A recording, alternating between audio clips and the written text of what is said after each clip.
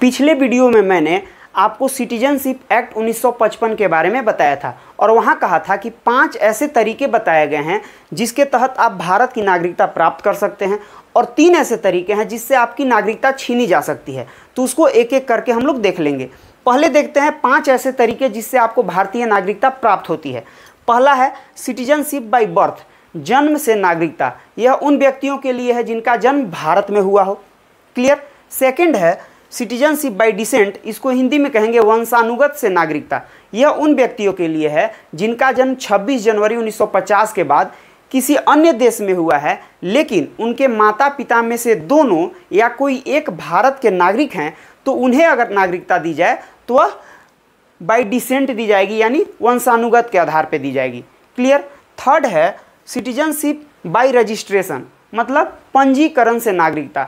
यदि किसी व्यक्ति को भारतीय नागरिकता लेनी है तो वह पंजीकरण करवाएगा, लेकिन इसमें कंडीशन है जिस दिन वह पंजीकरण करवा रहा है उससे पिछले 5 वर्षों से लगातार वह भारत में रह रहा हो। दूसरा कंडीशन क्या है, हो सकता है कोई महिला भारतीय पुरुष से शादी कर लेती है, तो इस कंडीशन में तत्काल प्रभाव से वह रजिस्ट्रेशन करवाती है तो उसे भारतीय नागरिकता दे दी जाएगी।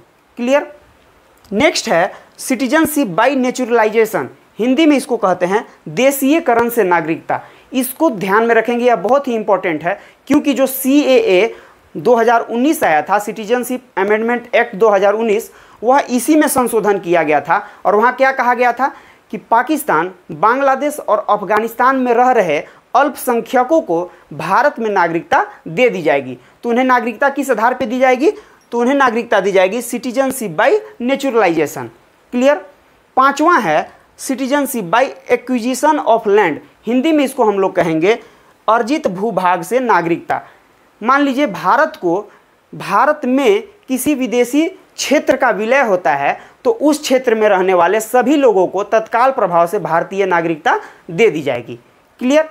अब हम लोग देखते हैं 3 veg by which citizenship of India can be terminated, मतलब जिससे आपकी नागरिकता छीनी जा सकती है। पहला क्या है, रिनंसिएशन, हिंदी में इसको कहते हैं परित्याग।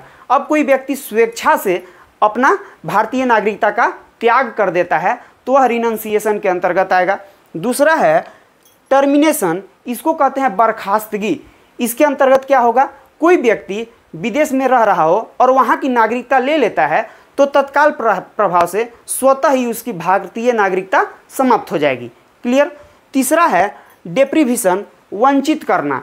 अब भारतीय सरकार, भारतीय गवर्नमेंट के द्वारा किसी भी व्यक्ति को किस कंडीशन में भारतीय नागरिकता से वंचित कर सकती है। पहला कंडीशन हो सकता है आप भारतीय संविधान का सम्मान न कर रहे हो। दूसरा कंडीशन हो सकता है आप भारत के खिलाफ किसी आतंकवादी कार्य में सम्मिलित पाए जाते हो, तो अगर ऐसा पाया जाता है तो आपकी भारतीय नागरिकता छीनी जा सकती है। क्लियर। आई होप आप सब अच्छे से इसको समझ गए होंगे। मिलते हैं नेक्स्ट वीडियो में, तब तक के लिए बहुत बहुत धन्यवाद। जय हिंद।